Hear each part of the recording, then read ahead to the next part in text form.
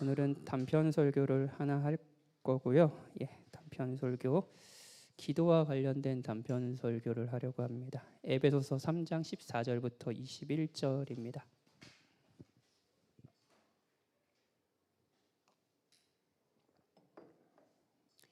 에베소서 3장 14절부터 21절입니다.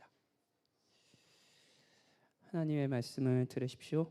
이러므로 내가 하늘과 땅에 있는 각 족속에게 이름을 주신 아버지 앞에 무릎을 꿇고 비노니 그의 영광의 풍성함을 따라 그의 성령으로 말미암아 너희 족사람을 능력으로 강건하게 하시오며 믿음으로 말미암아 그리스도께서 너희 마음에 계시게 하시옵고 너희가 사랑 가운데서 뿌리가 박히고 터가 굳어져서 능히 모든 성도와 함께 지식에 넘치는 그리스도의 사랑을 알고 그 너비와 길이와 높이와 깊이가 어떠함을 깨달아 하나님의 모든 충만하신 것으로 너희에게 충만하게 하시기를 구하노라. 우리 가운데서 역사하시는 능력대로 우리가 구하거나 생각하는 모든 것에 더 넘치도록 능히 하실 이에게 교회 안에서와 그리스도 예수 안에서 영광이 되도록 영원 무궁하기를 원하노라. 아멘.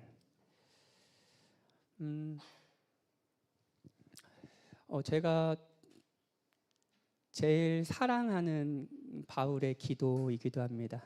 에베소 교회를 향한 바울의 기도고요.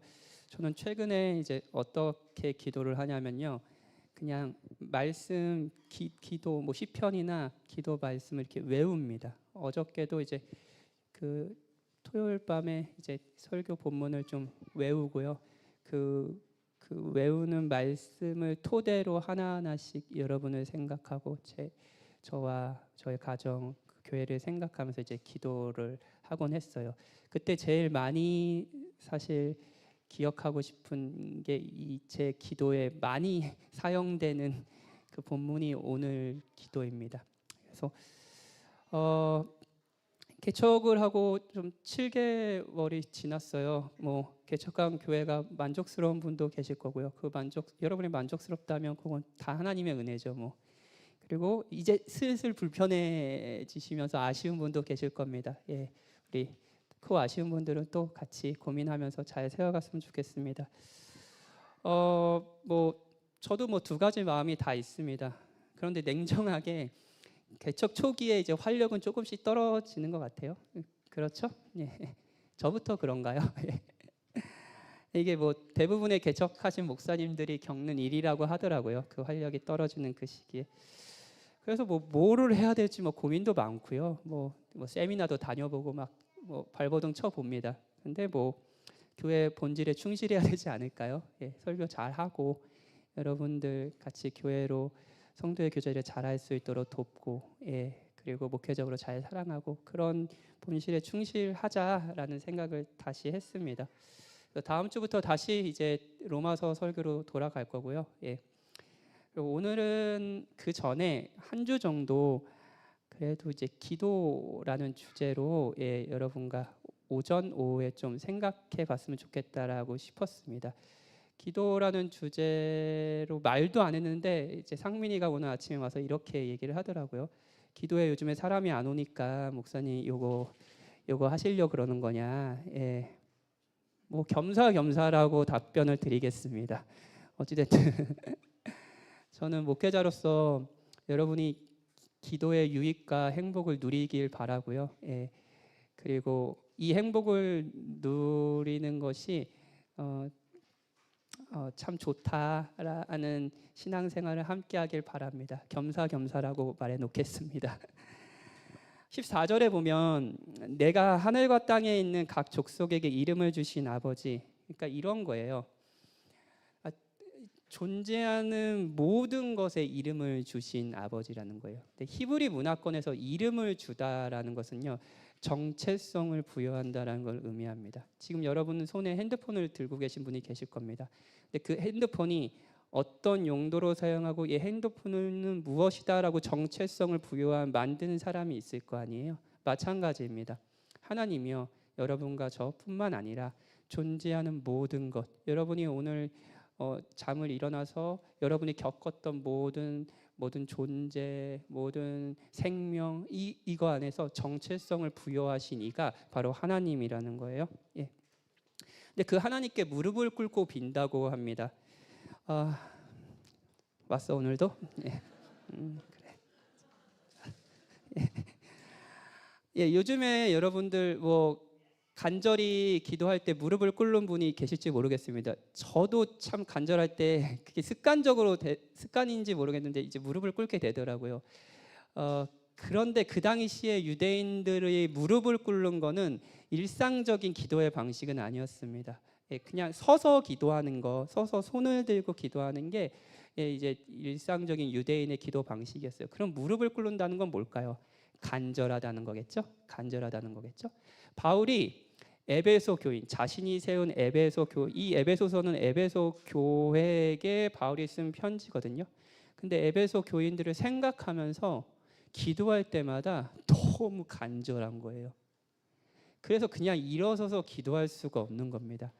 무릎을 꿇고 기도할 수밖에 없는 거죠. 예. 그러면서 그 간절하게 구하는 것이 있는데요. 그 구하는 것의 핵심은 뭐냐면요. 능력입니다. 능력이에요. 능력.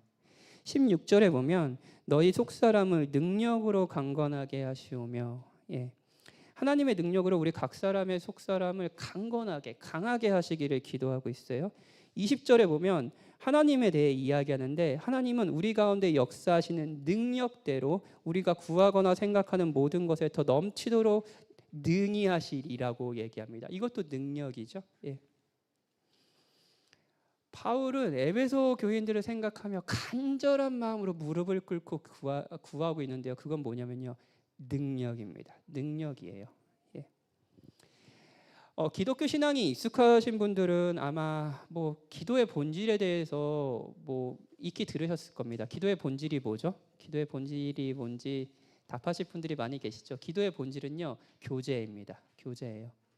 제가 만약에 상민이랑 친하다면 우리 상민이 친밀하지? 상민아? 고맙다. 친밀하다면 저는 상민이와 같이 보내는 시간들을 좋아할 겁니다. 상민이 캠핑을 좋아하거든요. 아직까지 같이 캠핑을 가지 못했는데 진짜 상민이도 별로 싫어하는 것 같아요. 저랑 캠핑 가는 거. 예, 진짜 좋아하면 같이 캠핑도 가고 같이 보내는 시간, 같이 보내는 식사, 뭐 이런 것들을 하는 것들을 좋아하게 될 겁니다. 하나님이 친밀하다면 하나님이 우리에게 어떤 마음을 갖고 계시는지, 하나님의 뜻이 무엇인지 이걸 알고 교제하고 하는 시간을 좋아하겠죠. 기도의 본질은 이런 교제입니다. 그래서 여러분들이 기도의 본질이 교제다라고 생각하면서 그 전에 막 뭔가를 구하고 하나님 능력 주십시오, 하나님 고쳐 주십시오 하는 기도, 이런 기도가 잘못됐다, 이런 기도가 기복 신앙이다라고 생각했을 겁니다. 그런데 한번 생각해 봅시다. 여러분들이 어떤 이에게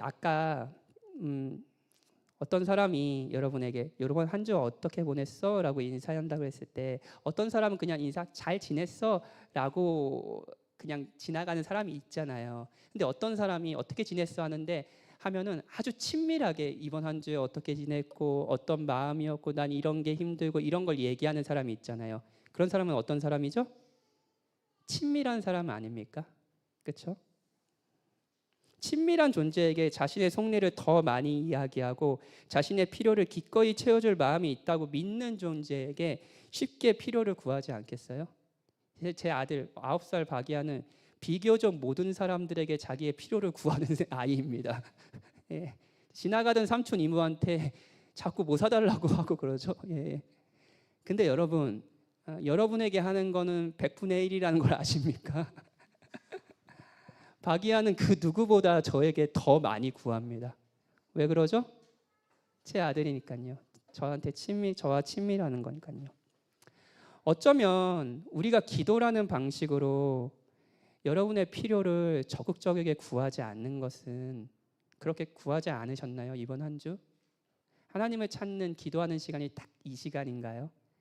그 이유는요. 우리의 신앙이 기복 신앙이 아니거나 우리에게는 바른 신앙을 가지고 있기 때문이 아니라 우리가 하나님과 덜 친밀해서이기 때문이기도 합니다. 그리고 또 한 가지, 기도를 하면서 하나님께 구하는 것이 반드시 있어야 하는 이유는요. 기도야말로 그 전제가 뭐냐면요.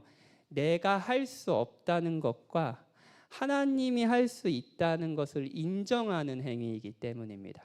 다시 한번 말씀드릴게요. 내가 할 수 없다는 것과 하나님이 할 수 있다는 것을 확신하지 않는다면 우리는 웬만해서 기도하지 않습니다.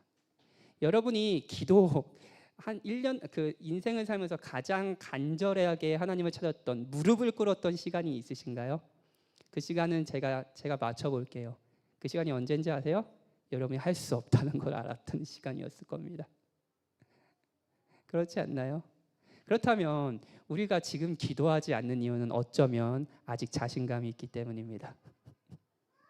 아직 내가 할 수 있다라는 생각을 하기 때문이에요. 우리는 내가 할 수 없다라는 생각을 하기 전까지는 기도의 자리를 찾지 않습니다. 예. 부탁을 하는 것은 내가 할 수 없다는 것은 자기인식에서 나옵니다. 그러니까 하나님께 뭔가를 구하는 것도 내가 할 수 없다는 것과 하나님이 할 수 있다는 것의 인정입니다. 이런 의미에서 우리가 기도하며 구하지 않는 것은 내가 할 수 없다라는 생각을 아직은 안 하는 것일 수도 있습니다.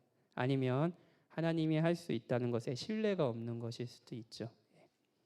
구하지 않는 것은 하나님과 친밀하지 않아서입니다. 우리 시대 이야기를 잠깐 해볼까요? 우리는 능력주의 시대를 살고 있습니다. 한 사람이 가진 능력이요, 그냥 이 사람이 능력이 있어도 되고 없어도 되고 이 정도가 아닙니다. 이 능력이요, 그 사람의 가치라고 평가받는 세대에서 살고 있습니다. 물론 우리 시대는 신분 사회는 아니죠. 그런데 우리 이 사회에도, 여러분이 일하는 일터에도, 이 사회에도 신분이 있습니다. 그 신분이 뭐가 차지하는지 아세요? 능력이요. 한 사람이 가진 능력이요, 그 사람의 가치로 평가받는 시대에 살고 있습니다. 평등과 자유의 세상에서 사람들은 능력이 있고 없고에 따라서 능력이 있는 사람은 부지런한 사람, 능력이 없는 사람은 게으른 사람으로 여겨집니다.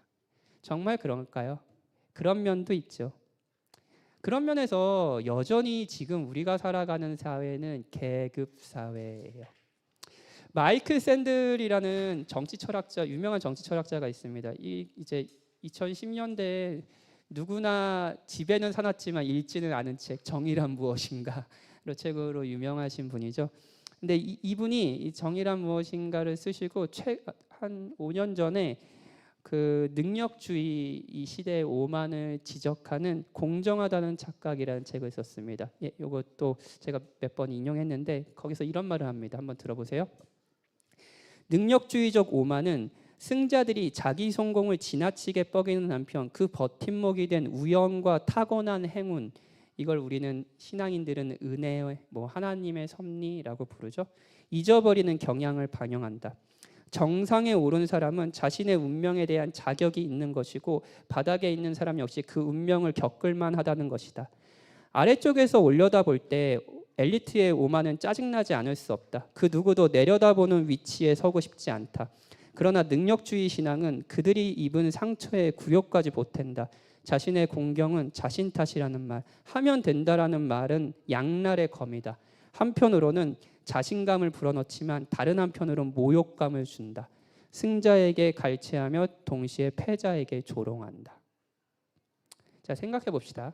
자, 어떤 친구가 좋은 대학에 갔어요. 예, 좋은 대학에 갔다고 합시다.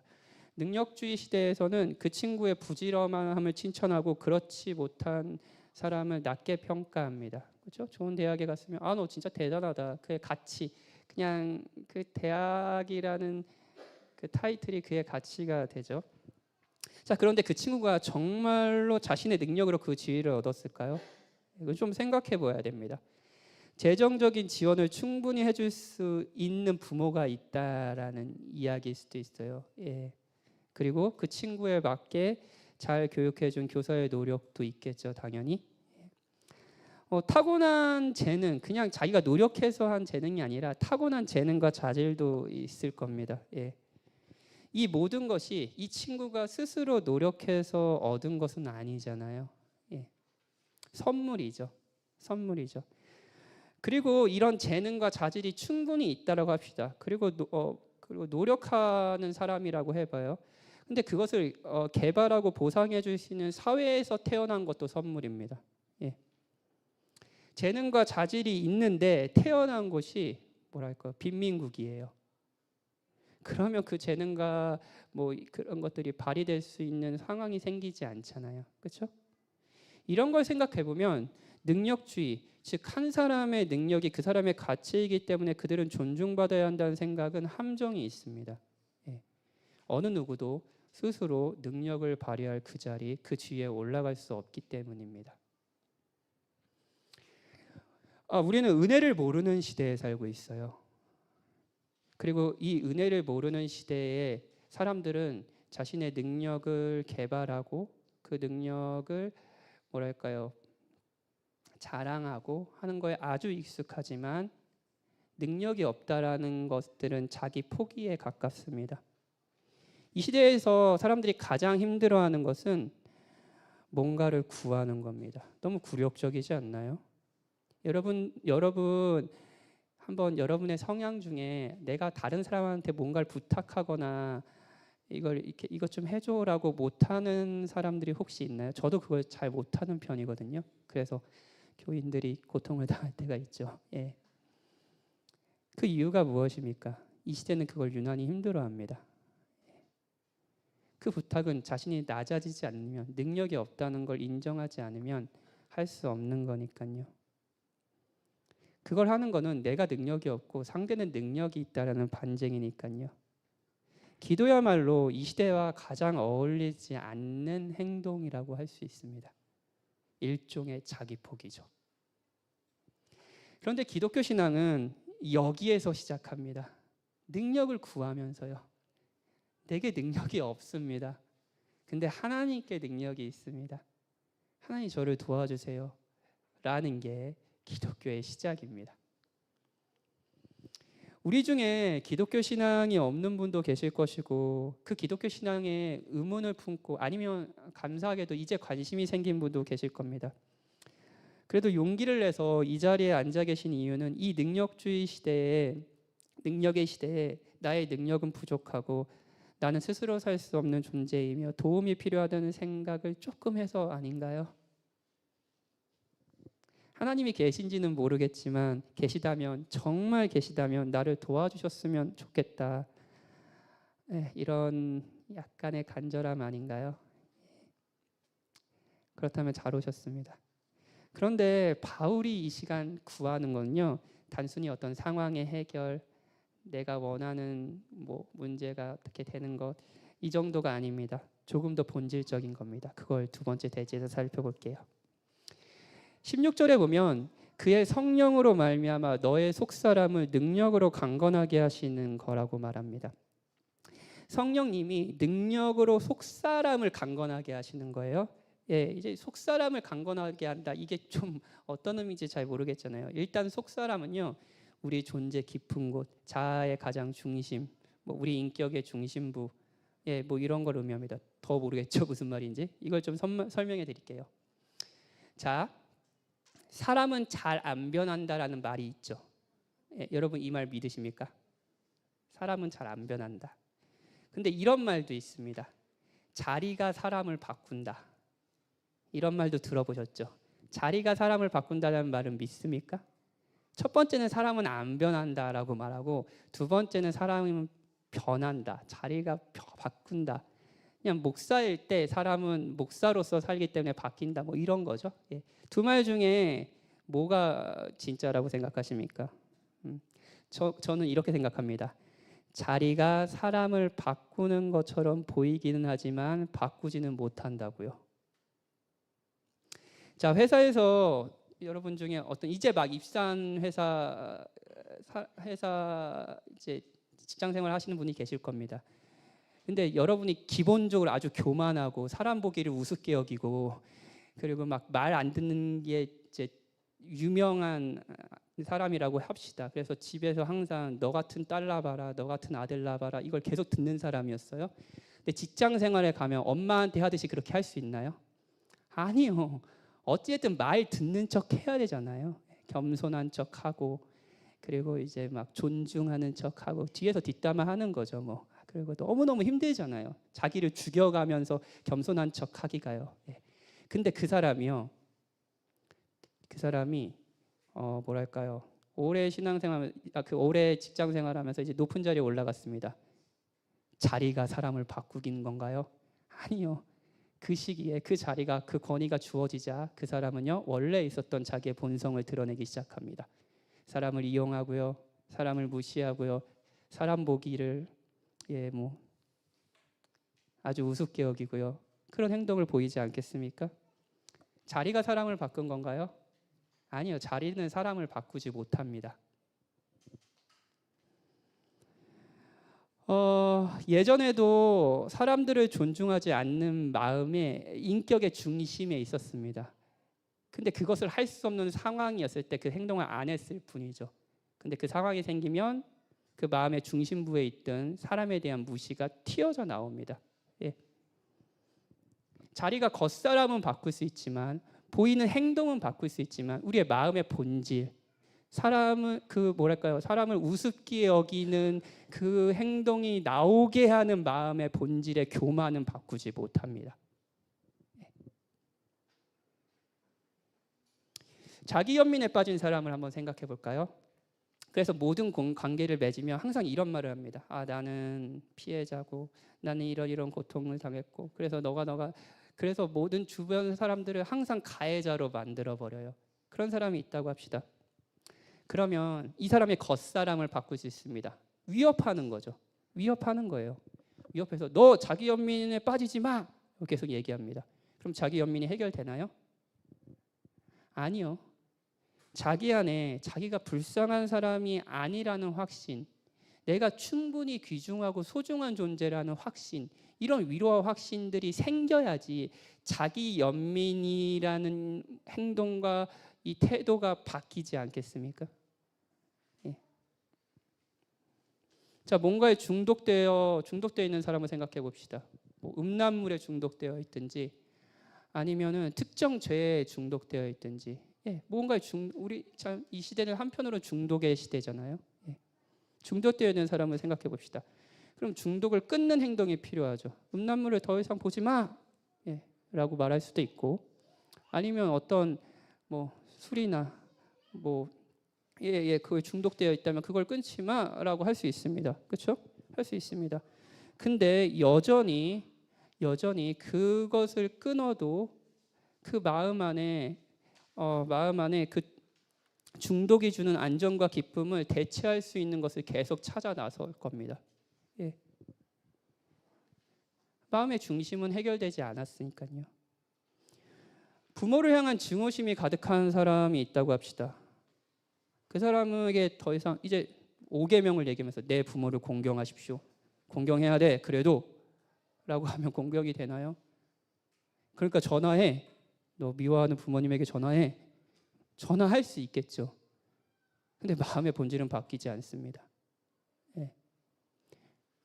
그 마음 안에 부모로부터 받은 상처와 왜곡된 사랑에 대한 기억들, 이런 것들이 그 속사람이 바뀌지 않는다면 그 행동이나 마음가짐은 바뀌지 않을 겁니다. 목회에 지친 목사가 있다고 합시다. 누구 얘기할까요? 그러면 여러분들은 이런 얘기를 하시겠죠. 목사님 좀 쉬십시오. 쉬면 나아질까요? 아니요. 어쩌면 제가 만약에 지쳐 있다면 저를 지치게 하는 저의 속사람, 제가 어떻게 목회를 생각하고 어떤 마음으로 목회를 하는지가 바뀌지 않는다면 저는 잠시 쉴 뿐 다시 와서 지쳐야 할 겁니다. 그렇지 않나요? 예. 어떤 무리에 있으면 항상 저 사람이 나를 싫다고 하는 강박에 시달리는 사람 혹시 경험한 적 있으신가요? 예. 그 사람의 속사람이 바뀌어야 되지 않겠습니까? 가난한 사람이 있다고 합시다. 그래서 그 가난 때문에 너무너무 불안한 사람이 있다고 합시다. 이 사람에게 뭐가 필요할까요? 돈이 필요할까요? 돈 필요하죠. 그러면 문제는 해결될 수 있습니다. 근데 불안은 해결되지 않을 겁니다. 그 돈을 잃을 수도 있잖아요. 그 돈을 잃을 수도 있지 않습니까? 우리에게 필요한 것은 무엇인가요?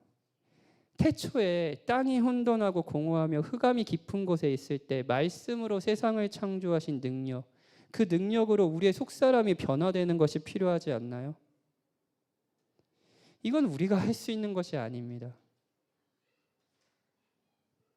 저는 여러분에게 미워하는 부모에게 전화 한번 해봐라 라고 말할 수도 있고요. 자기 연민 안에서 자기 연민하는 생각하지 마 정도로 말할 수도 있습니다. 근데 그 행동들을 일으키는 여러분의 속사람을 변화시킬 능력은 저에게는 없습니다. 저에게는 없어요. 여러분에게는 있습니까?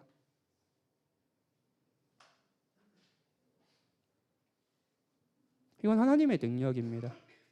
그러니까 무릎을 꿇는 거죠. 바울은 이어서 속사람이 강건해지기를 바라는 이유를 말합니다. 그건 17절이에요.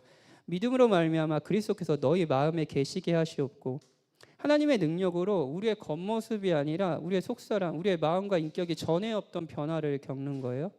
그런 변화를 바라는 이유는 그리스도가 우리의 마음에 계시게 하시기 위함입니다. 그리스도가 우리의 마음에 계시다는 거예요. 이걸 조금 생각해 볼게요. 여기서 계시다라는 단어는요, 그냥 잠깐 있는 게 아니라 영구히 정착하는 것을 의미합니다. 어제 우리 청년부가 영월에 1박 2일 여행을 갔어요. 대단한 열정 아닙니까? 별을 보러 영월에 1박 2일로. 얘네들은 진짜 젊다라고 생각을 했습니다. 자, 그냥 그리스도가 우리의 영월 여행 가서 별 보러 가듯이 우리 마음에 박현진 마음에 잠깐 가볼까? 이렇게 하니 아니라요. 박현진 마음에 사시기로 결정하고 영구에 거주하시는 거예요. 자, 상상해 볼게요. 야, 영월에 여행을 갔어요. 근데 여행을 갔는데 그 숙소의 벽지가 그 할머니네 집에 가면 누런 벽지 있죠. 막 곰팡이 있고 누런 벽지가 있잖아요. 그러면 여러분들 그 영월에 간 1박 2일 자는 벽지가 누러면 여러분 도배를 하시겠습니까? 그냥 진짜 내가 진짜 잘못 걸렸다 이러면서 그냥 자지 않겠어요? 그 영월에 놀러 간 집에 화장실 불이 이거 켜진 거야 안 켜진 거야? 너무 어두운 집 있잖아요. 화장실이 어두워요. 그러면 그 전구 갈아 주겠습니까? 에이 불편하네 그러고 하지 않겠습니까? 자, 샤시에 구멍이 났습니다. 그래서 바람이 숭숭 돼요. 근데 지금은 뭐 이렇게 창문 열고서 자잖아요. 그러니까 야 무슨 이런 집이 있어? 그러면 그냥 자지 않겠습니까? 자, 샤시에 구멍이 있네. 우리 샤시를 갈아줘야겠다. 하면서 갈 사람이 있습니까? 아니요, 없어요. 근데 여러분이 살게 된 신혼집이라고 생각해 봅시다. 그럼 샤시가 구멍이 있으면 그냥 살겠습니까? 아니요, 갈겠죠. 겨울에 살아야 되니까요. 자, 누런 벽지가 있어요. 그럼 여러분 그냥 사시겠습니까? 뭐 그런 사람 있어요. 2년 전셋집에 아무것도 하지 말자. 그러면서 그냥 사는 사람이 있죠. 근데 신혼 때는 그런 생각 잘 안 합니다. 저도 반지하 집에서 신혼 생활을 했거든요. 제가 한 달 동안 한 게 뭔지 아세요? 페인트 칠이에요. 그 신혼집에 왜 그런 열정을 보였는지 아마도 여러분은 다 그런 열정을 보였을 겁니다. 가구 배치 다 하죠. 왜요? 여행 온 집이 아니니까요. 살 집이니까요.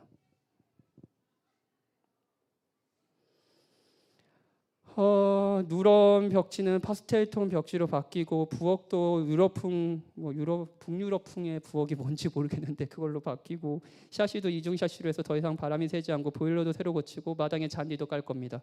우리가 살 집이니까요. 그리고 25년을 그렇게 살았다고 합시다. 그렇게 계속 고쳤어요.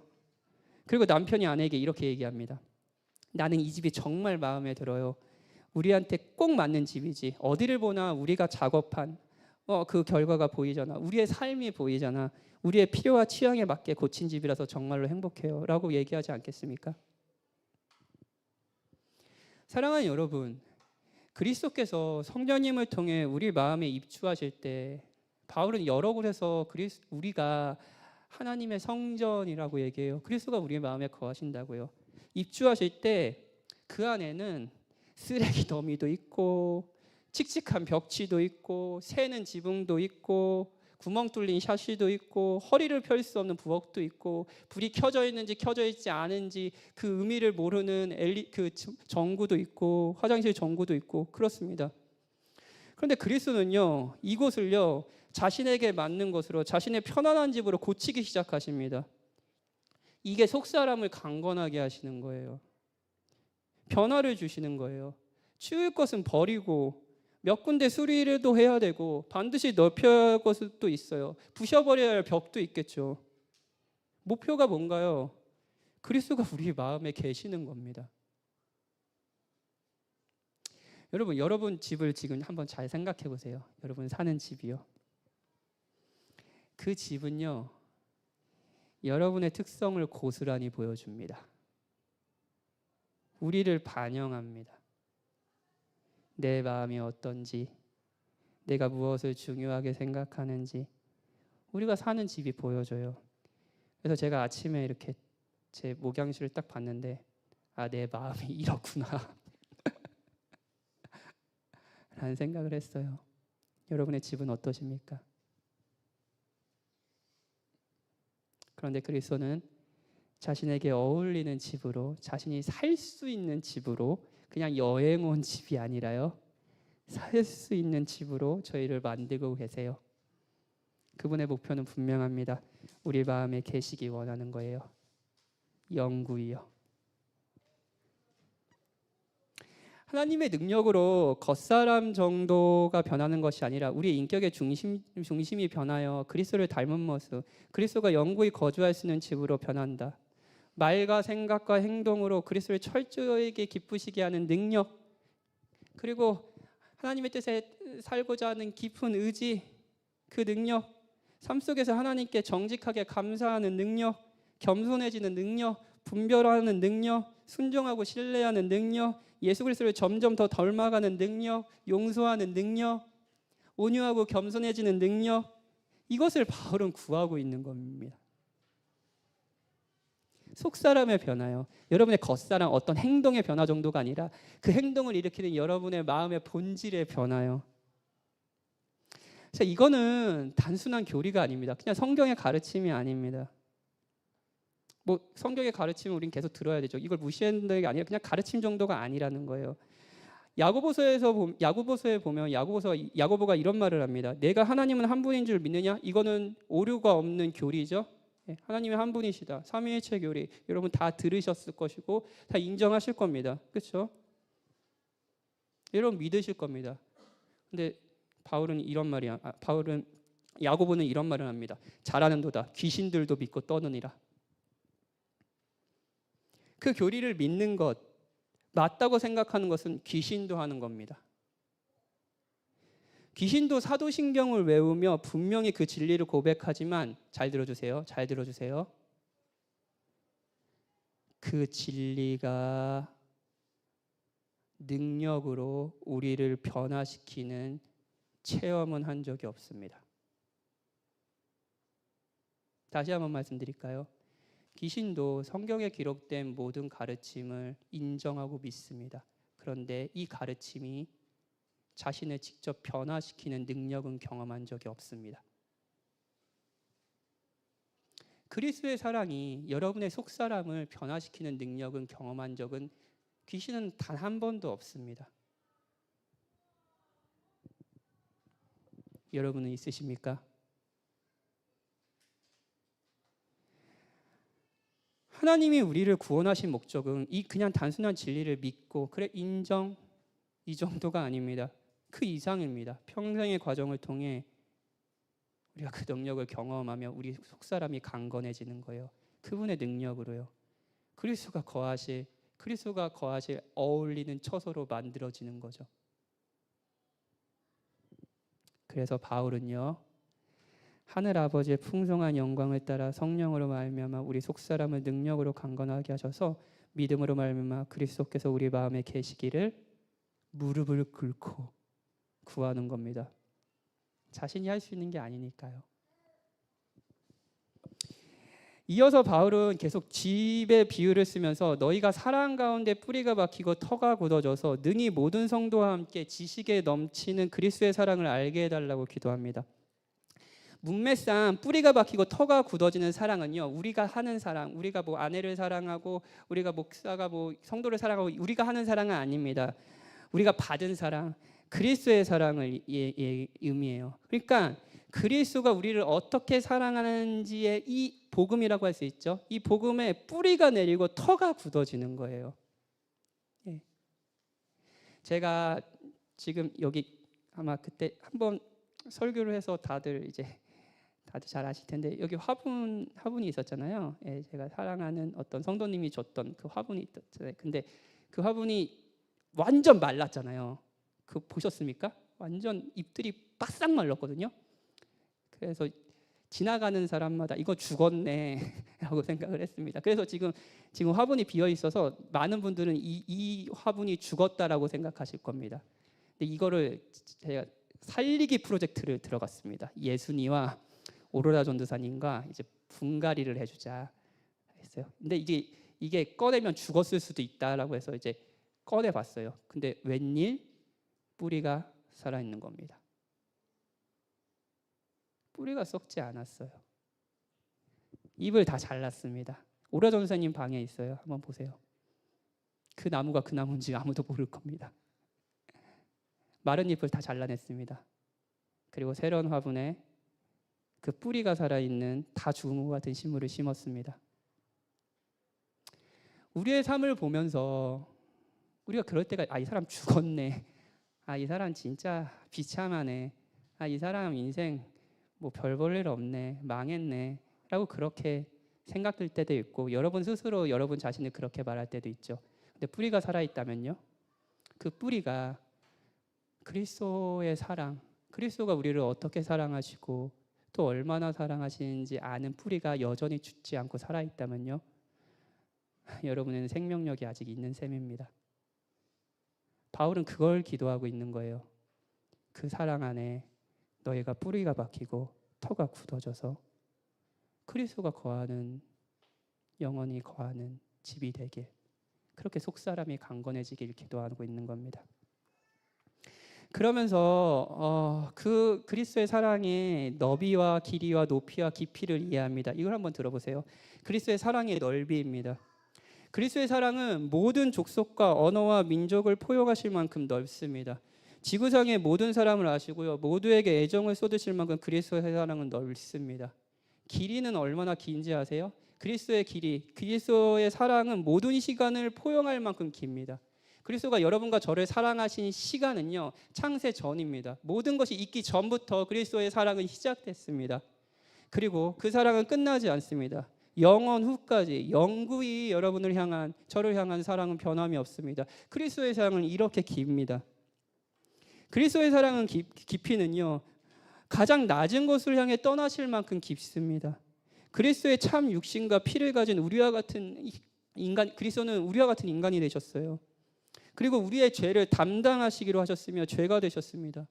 그리스도의 사랑은 박현진을 찾으실 만큼 깊습니다. 저의 내면에 오셔서 저의 더러운 내면에 그분이가 어울리지 않는 이 더러운 내면에 오셔서 저의 반항적인 마음을 주관하셔서 그분께 돌리시게 하실 만큼 깊습니다. 높이 그리스도의 사랑은요, 이런 죄악된 박현진을요 건져 넣어서 삼위 하나님의 영광스러운 그 교제의 자리로 높이실 만큼 높습니다. 바울은 이것을 깨닫게 해달라고 기도하는 거예요.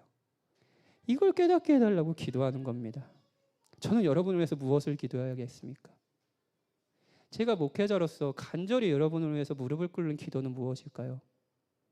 여러분의 속사람이 강건해져서 믿음으로 말미암아 그리스도께서 여러분의 마음에 거하게 하시옵고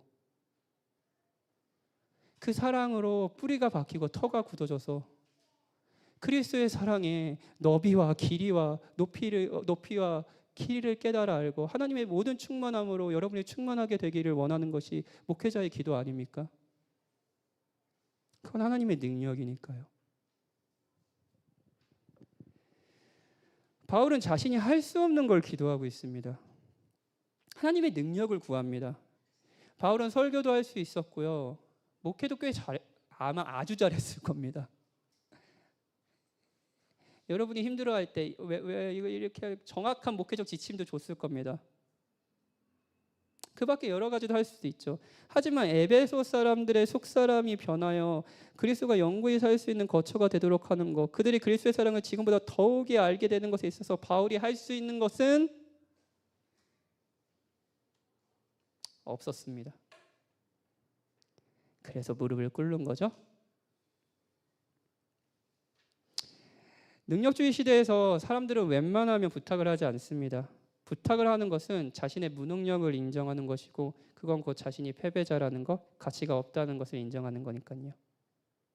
그런데 그리스도로 말미암아 도래한 하나님의 나라에서, 그 나라에서는 능력이 나한테 있는 게 아니라 하나님께 있고, 하나님은 그 능력을 우리에게 은혜로 주십니다.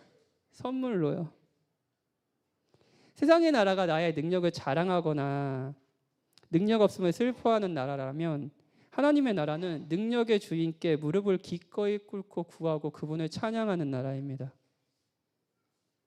솔직히 자신이 없다는 것을, 자신이 능력이 없다는 것을 인정해도 되고 능력을 구할 수 있는 나라예요. 자, 질문 드릴게요. 여러분은 어떤 나라에서 살고 싶습니까? 제가 작년에 임장팀, 여기 임장팀 열심히 고생하신 분들이 앞쪽에 있네요. 임장팀과 예배당을 구할 때 뭐 좋기도 하고 힘든 게 있었어요. 근데 힘든 게 뭐였냐면은 사람들이 호의적이지 않다는 거였습니다.